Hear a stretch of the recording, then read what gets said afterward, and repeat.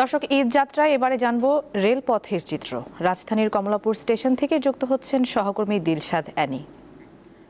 Annie, Eid যাত্রার দ্বিতীয় দিন আজ, তো ট্রেন ভ্রমণের চিত্র কেমন দেখতে পাচ্ছেন এবং যাত্রীদের কারো সাথে আপনার কথা হয়েছে কিনা, তারা কি বলছেন? হ্যাসেল ফ্রি জীবনের smart companion Walton home and kitchen appliance.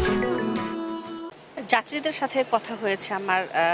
তারা যেটি বলেছেন যে মূলত নির্বিঘ্নে যাতায়াত করার জন্য, চলাচলের জন্য, স্বস্তিতে যাতায়াত করতে চাইলে ট্রেনের আসলে বিকল্প নেই, তারা সেটি জানিয়েছেন।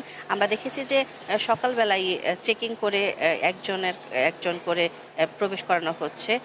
এতে আমরা দেখেছি যে কোনো বিশৃঙ্খলার সৃষ্টি হয়নি। সবাই খুব সুন্দর মতো সারিবদ্ধভাবেই প্ল্যাটফর্মের ভেতরে ঢুকছেন এবং নির্দিষ্ট প্ল্যাটফর্মে তারা অপেক্ষা করছেন। তারা যে ট্রেনের টিকিট কেটেছেন তার অপেক্ষায় রয়েছেন। আপনাদের দেখাতে চাই যে এর মধ্যে বেশ কয়েকটা ট্রেন আছে প্ল্যাটফর্মে দাঁড়িয়ে আছে এবং যাত্রী যারা আছেন তারা সেই নির্দিষ্ট ট্রেনের দিকে ছুটে যাচ্ছেন। আর এখন পর্যন্ত 9:30 পর্যন্ত মোট 15টি ট্রেন আছে কমলাপুর স্টেশন থেকে ছেড়েছে। আর 9:45-এ একটি ছাড়ার কথা ছিল, আর 10টার দিকে আমরা দেখেছি যে 15 মিনিট পর পর একটি করে ট্রেন ছেড়ে যাচ্ছে। গতকালকে একটি ট্রেনের শিডিউল বিপর্যয় ছিল, কিন্তু আজকে এখন পর্যন্ত ট্রেনে কোনো শিডিউল বিপর্যয় আমরা দেখতে পাইনি।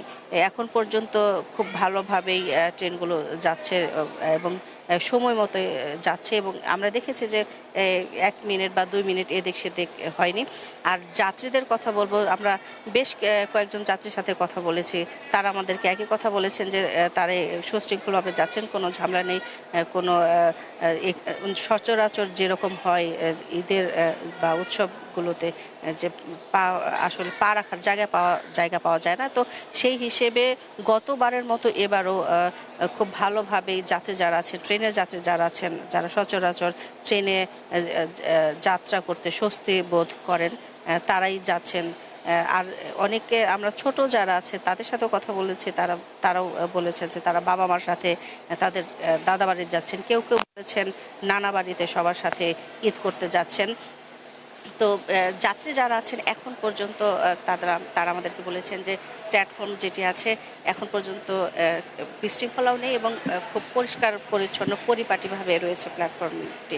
তারা আশা করছেন তারা নির্বিঘ্নে যাতায়াত করবেন। তো এই ছিল এখানকার সবশেষ তথ্য। অ্যানি, ধন্যবাদ আপনাকে।